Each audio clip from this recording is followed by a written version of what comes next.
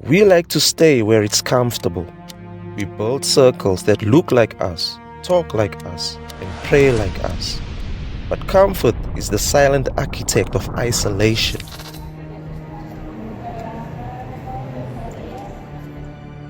The Word of God tells us a different story.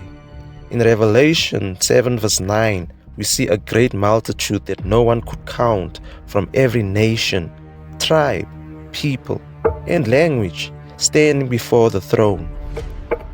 The kingdom of God isn't a monochrome room, it's a global cathedral.